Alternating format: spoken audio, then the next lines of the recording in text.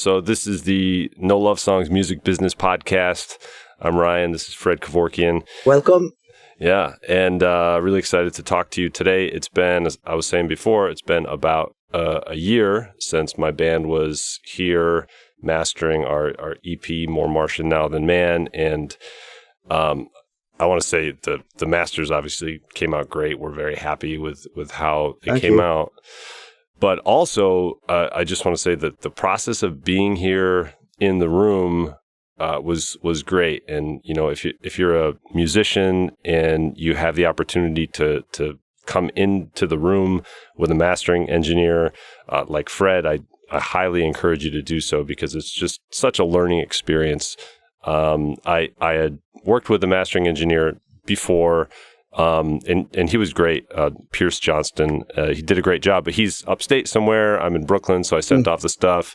He mastered it, came back, sounded good, but the whole thing was very mysterious, you know? And so actually being here and seeing all the tools that you use and how it worked, was really great. I'd imagine you have that experience with a lot of clients. They like being here. I mean, yesterday I had a band, an artist with the engineer that came from Philly, and they wanted to be present for the mastering. And usually it's more like the experience is more fun than really doing critical listening for people who don't know the room, because it's hard when you don't know how it sounds to make like little fine tuning decisions.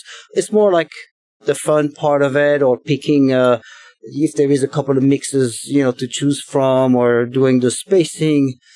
It's just more knowing the client, having a relation, it's good that way. But I don't think anybody can really say, oh, I want a quarter dB, half a dB at 60 hertz or something. It's not really the reason why people come in. It's just they are curious. And to be honest, I think most of the time it's the only time they will hear the record that well, that nice, that it's sounding so good.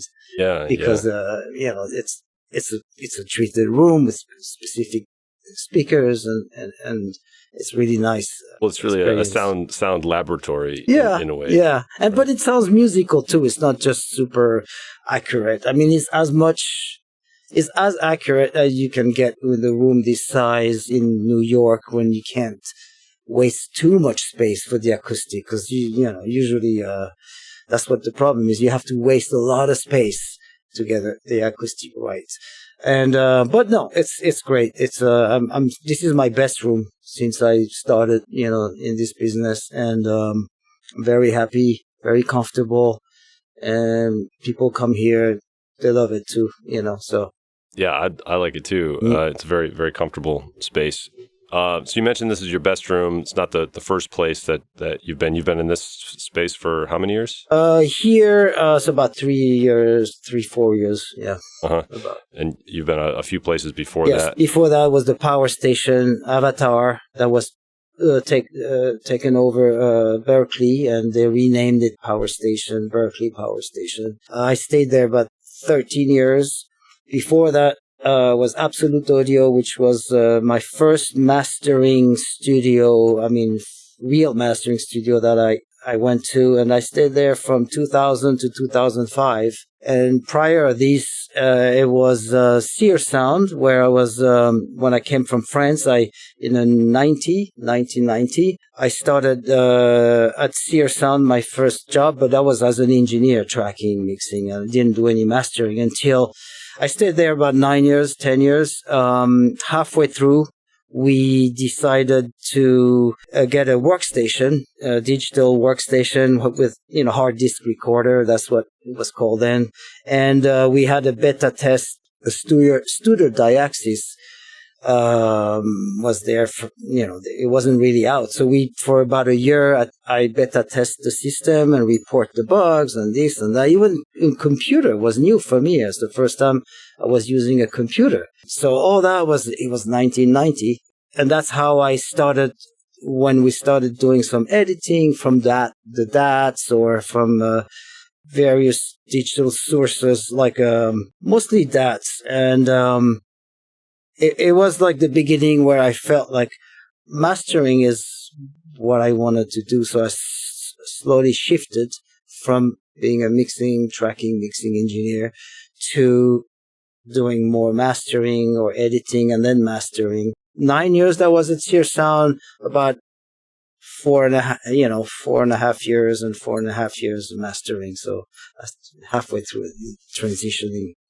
Got it. So you moved into mastering in 2000. So and here we are, 2024. Can you give a like an overview of how the mastering business has changed since 2000? In 2000, in 2000 we were still using mixes from tape, DATs, and that is digital audio tape. Digital audio tape, yeah. Mini tapes. Yes, mini tape. I have a machine still here to play back. It's like a little video. It's like almost like it's a video format type tape. It sounded pretty good. It's just very fragile and small and delicate, but it was cheap. Let's say jazz recording, we did a lot of live to 2-track before when I was an engineer, and using tape, analog tape, 1/4 inch, 1/2 inch, different speeds, was expensive. So that would allow, at the time, was like 2-hour that tape would be $15. You buy 2, you have a backup, 2 machines running at the same time, and you're done. You get 2 hours of music for $30, as opposed to tape, good quality tape, and at 30 IPS, it's 16 minutes per reels. It's a lot of money. So that was a fairly good format. As far as audio, sounded like a CD, basically. I started with people bringing with them physical formats. And I think, I don't know when is the last time somebody brought me reels. I mean, I do work on reels, a bunch of like reels over there, but those are reissues. So I work on but in general, mastering engineer have changed the way they work more than I do. In general, people do more in the box. They don't use the outboard gear the way, they used to, or the way I still do. It's just a matter of, practicality, I suppose, also. And, I feel like, I know the equipment I have well, so I like to use the analog gear still as maybe 60% of it is part of the mastering, the sound. And then I finished in the computer with some plugins, which wasn't, at the time, we didn't have any plugins. Even if we were recording in a computer, we didn't have plugins. Maybe there was an EQ in the software. But everything else was done before capturing the file. It was finished. The level was done. The limiter, there was Harmonia Mundi limiter or L2. I still have the hardware that we used, but that was it. We capture it, and that was done. Now it's a little bit different, and I still use, as I said, a lot of analog gear, but some people don't. They just go all in the box. Even big mastering studios, they just do it all in the box. It's faster. The recall's quick. There's less headache. Practicality, basically. And it sounds good. The sound of digital, I have no problem, but it's just the flow of how you work. I just don't like to be in front of screens all day long. I have enough screens. I like to use the equipment I know. And my analog gear does very specific things, and then my plugins do the other specific things. And I think there's a job for both of them. Plugins are great. They're more surgical, and the analog is more for the tone, the overall sound. That's how I use it. Yeah. How have your clients changed in that time? I'd imagine in the beginning it was more people signed to labels and coming in, and now it's more independence. Is that true? I think it's true, but for me, I started with indie. I never really had like connection with major labels and stuff. It happened that I've done artists that they were signed on major label or became famous after the fact or something. But where I started, I started alone, basically. I've never been in a mastering studio before. So it was kind of indie, completely independent, and people who couldn't afford the three big mastering studios in New York or all over the place, they would come to me, and we had a setup that worked. And because of recordable CDs, I was able to provide master without using the big 1630 format that big studio had. It was a fortune. Nobody could afford that thing. So, because of that, I was able to do mastering and attract some of the indie bands and artists. So kind of like the early days of indie mastering, that's how I started. And still nowadays, my bread and butter are small labels, indie, and labels don't do much anyway. It's the artist that pays most of the time for the mastering, and then the label takes care of some, marketing side. Yeah, exactly. Yeah. Okay, so your clients haven't changed Not that much. really. It sounds like. No, not really. Yeah, it's the way they work is different because they don't have to go in studios and book time. They do all that. It's some at home, some there's more studios all over, smaller studios. But in general, my end is about the same thing. Yeah. So, from the perspective of a musician coming to work with you, I wonder if we could talk a little bit about how a musician should prepare. And I know you put out you've written a cool document, five things you should know about working with a mastering engineer, which is really helpful. I like the section on compression. I've got questions about that. But what in general do you want an artist to do with their mixes before they bring them to you? I always say, as long as they do, like we would, you talk about compression, it could be all kinds of things. And now it's true that an artist could be the engineer, also the mixing, or the producer, as well as it's all under one roof sometimes. And the only thing I really ask for my client is that if they can send me mixes with a little bit of headroom, because I know some engineers limit their mixes to get the level up and being compatible with, commercial music, and to appeal to the artist that's going to listen to him. Oh, my mix sounds good. It's loud. It's as loud as a commercial record. But for me, the more limiting goes in, the harder it is to use all the analog stuff, because transients are gone. So then you can EQ maybe, but it's harder. The limiting should be at the end, as far as I'm concerned. On individual track, you can use limiters, but on the final bus, I think the main thing is use the compressor that you like, use the EQ that you like. If anything that you like, I'm okay with it. I'm not like, oh, don't touch the mix. I have better tools. Don't do this.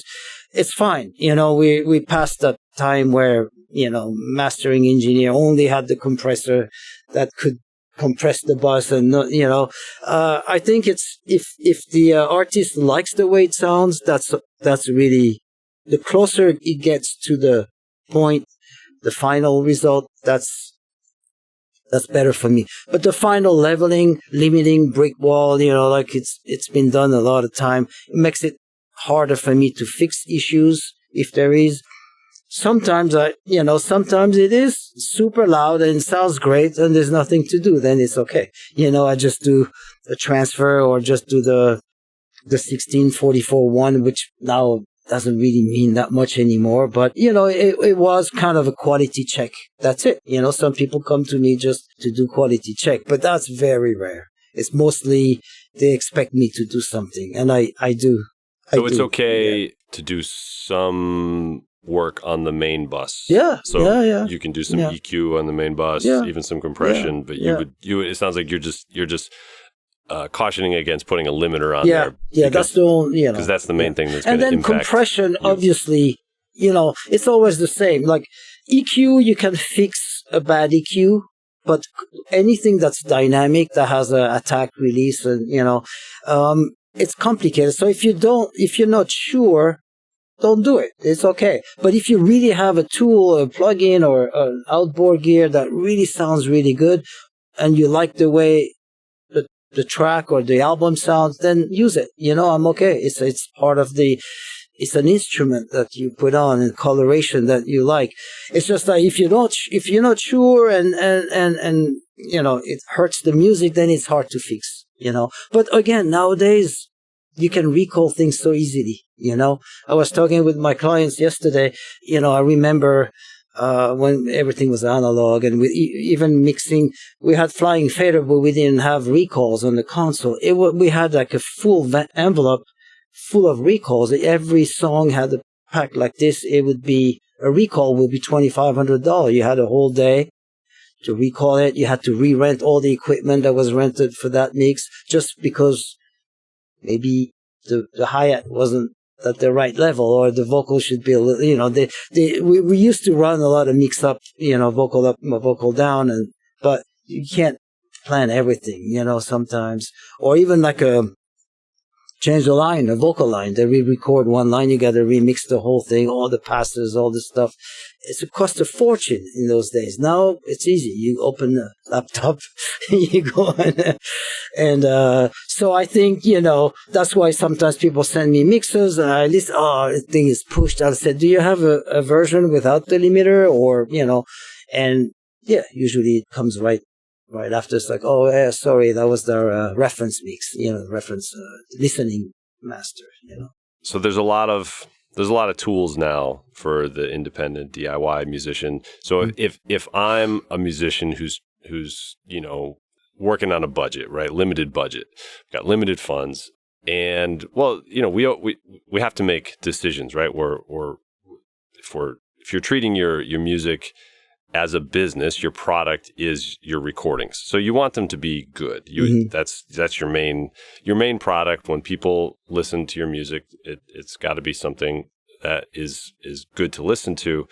So, when I'm getting to that final, maybe I'm mixing myself, maybe I have an engineer who does it. But then when I get to that final mastering, I've got some choices, right? I can try to learn how to do it myself. Mm-hmm. There's now AI tools, and I can go and pay like a yearly subscription and use one of these AI mastering tools, or I can go to a mastering engineer like yourself. What would you say are the trade-offs of all of those options? Doing it yourself it's all these are doing it yourself. Sometimes the easiest way to not screw up the whole thing is to just get a new pair of ears to listen, set of ears to listen to the final. And for me, that's how I work. When I hear the first time something, I have instinctively I hear something, oh, the bass is too much, or I haven't heard I'm like, oh, and then I might be, the bass is okay, it's loud, but it's supposed to be, or the vocal's loud, but that's what, it's all about the vocal finally. But the first impression is very important. When you listen, you create the song, you record it, you mix it over and over, you hear it, you have no perspective. So I think you can learn, have the tools. It's hard to master it sometimes without having fresh ears. So, I mean, I've heard people did send me, sometimes they send me their own mastering, and I'm like, look, it sounds good. I don't know. I'll try to beat it, but it's just different. Maybe sounds a little different because I use different tools or I have different ideas. But at the end of the day, if that was just that, you could put it out. It wouldn't be a scandal. People say, oh, where it come from or something, So it's just like, some people with good ears and you need obviously to have a good set of speakers or headphones. Now people use a lot of headphones, but that's important. And then you can get a decent product. Usually for singles, it's easier than a whole album. It's a different set of skills. You need more to learn how to master an album is a lot more complicated than doing one song at a time. So that's one thing. Then the AI, I'm sure it's, I never tried, but I'm sure it works for a lot of things, and depends on the expectation of the artist or the producer, Sometimes people just want something balanced, leveled correctly.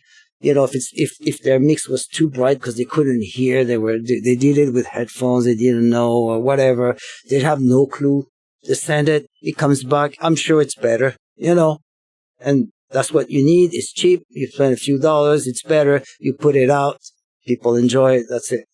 And if you go to a mastering engineer that you like, that you have a relation for a while, and it's a different level, you can really hone it, different things. And as a human, I think you can also address different problems, not just, the overall EQ or the loudness or dynamic. And I'm sure AI, it moves so fast that in a few years it will address more of these little issues, like a tick. Is it a tick or is it the sound? Like, again, I do a lot of sessions where there's like little noises, if it's an open track, like a mouth noise or a chair squeaking, and sometimes you have to remove it because it's distracting.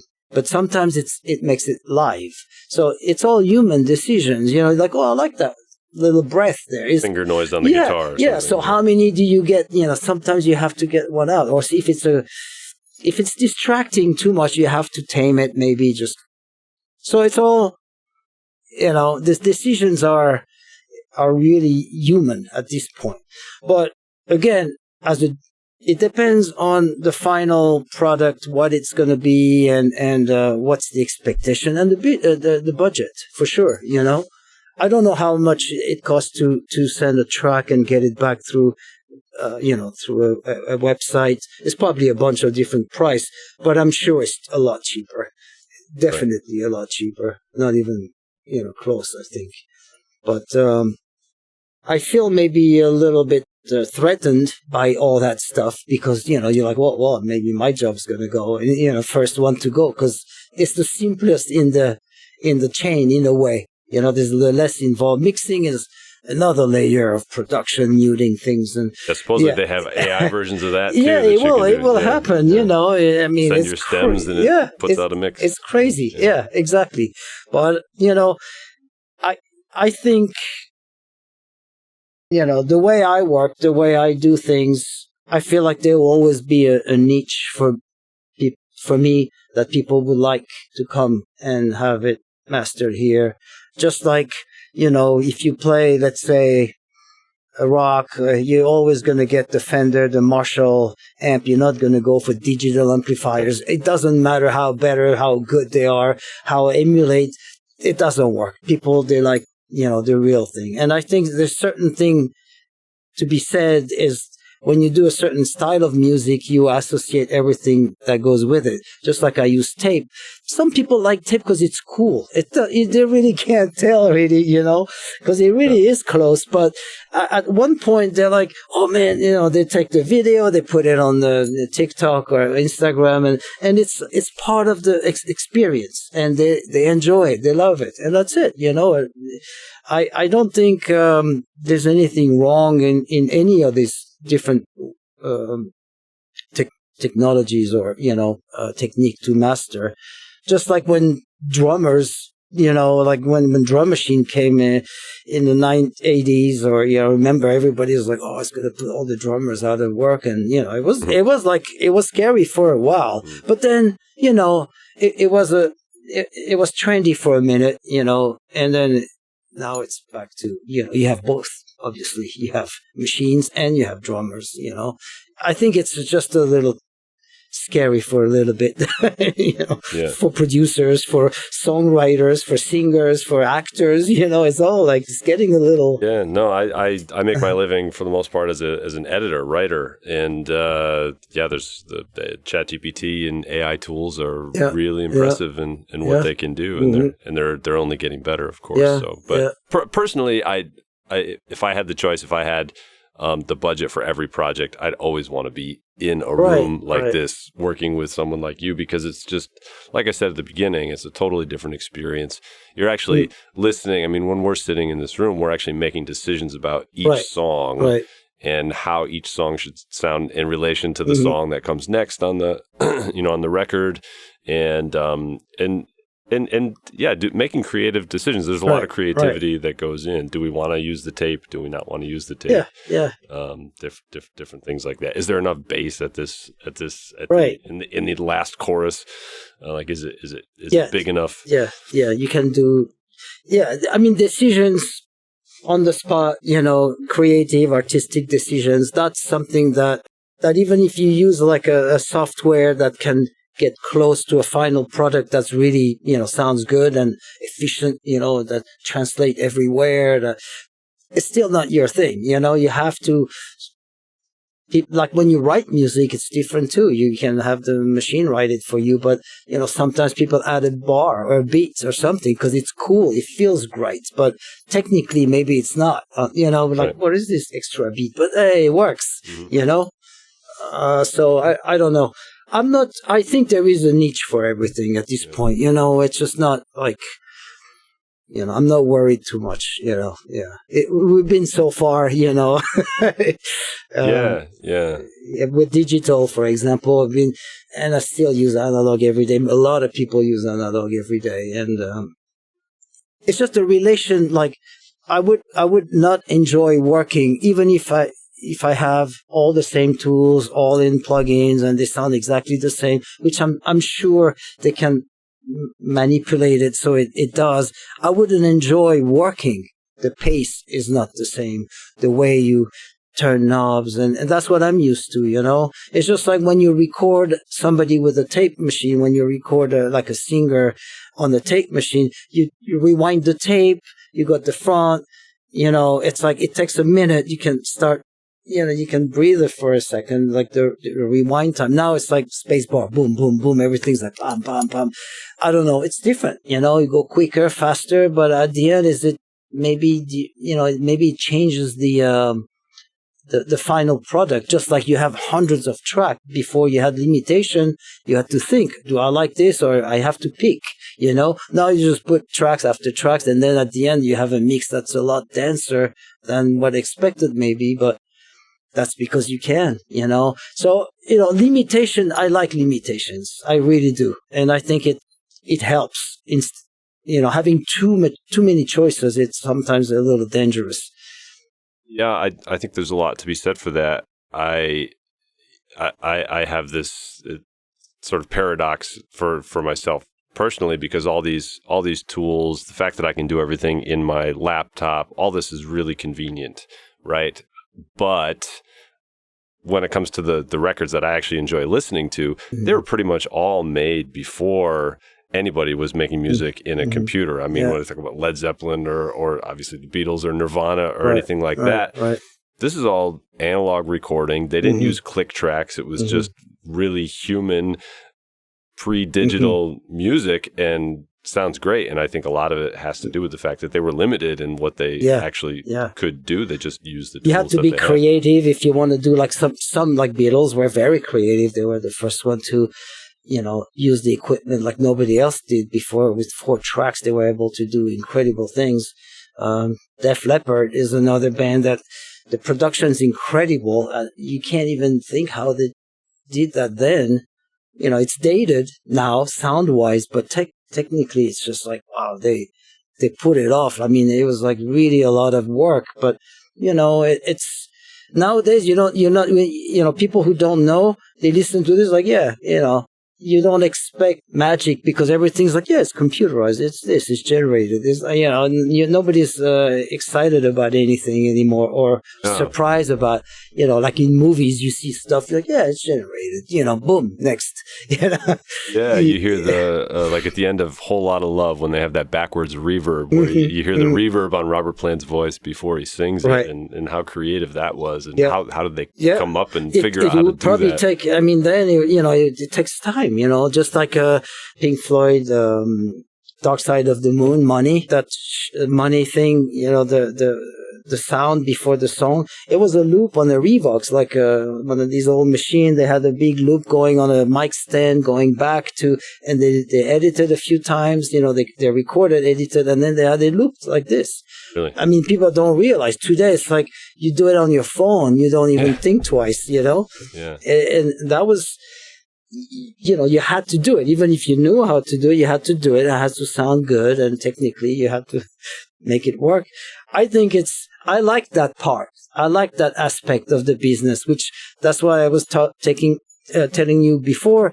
If I was young, starting today, I don't know if I would be excited about the equipment that's USB or, super how many cores is in the computer. Like, that's the tools basically, and plugins, it's nice too, but it's like all about graphics, and it doesn't have the same appeal to me. So I don't know if I would really be drawn to that business. Just like when I saw my first tape machine, 16 track 2-inch, I was like, that's it. This is, I want to use that machine. Well, that makes me think of a topic that I wanted to ask you about. So maybe it's a good sort of final question for you is, you're a big gear guy. You build analog gear. You repair. Is there like one piece of gear that you're really excited about? You could tell me about in the room here. Yeah, I'm a big gear guy. Not really, because I use like what I have behind me is mostly what I had 20 years ago, except for a couple of pieces here and there. I don't buy new stuff all the time. I like to know the equipment. And what I have, I'm lucky because those are state of the art. It's like everything's emulated in nowadays plugins. So I have the real thing, which doesn't mean it sounds better or what, but I have it. So why, And when I started, at Sears Sound, I was an engineer, but I was doing also maintenance, and I was working on modifying tape machine, modifying compressors, building microphones we did a lot of stuff that was, and I'm not an engineer. I have a technical background, but I'm not a designer. I'm not I can work on equipment. I can fix stuff. I can modify it, maybe make it better for what I need, which I did with a couple of things, but I'm not really a designer, but I enjoy that. And I know enough to feel comfortable. As far as the piece of equipment, I'm very excited is the tape machine that I built. It was actually during COVID. Before COVID, I bought the electronics of the 351 to have line amplifiers that I can patch in my console and have a tone. Say, okay, I'll have 2 line amplifier, all tube. See, and then as COVID, so I recapped and changed all the resistors and rebuilt the whole thing from scratch.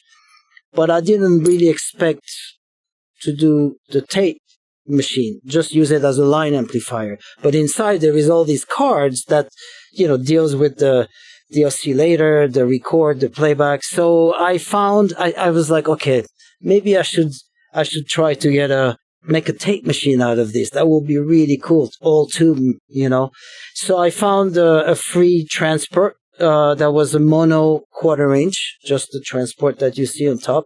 And I contacted John French, who's the head guy in the East Coast, who builds heads or relap heads for tape machine for years. And he's done in all the studios. And I asked him if he can build a custom head stack for high impedance electronics, but 1/2 inch, not 1/4 inch.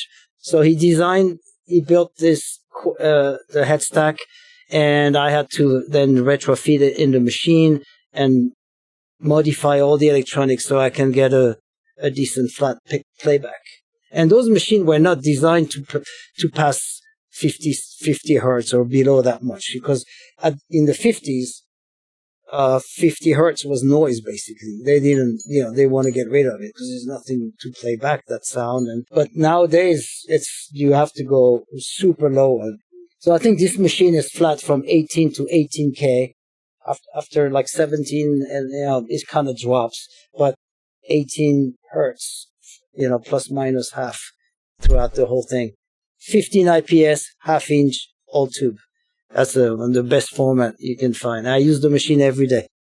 Yeah, every day. Singles, EPs, album. I run the whole album yesterday. And that's why people like it, because they come here and then at the end of the session, we run the whole thing through the tape.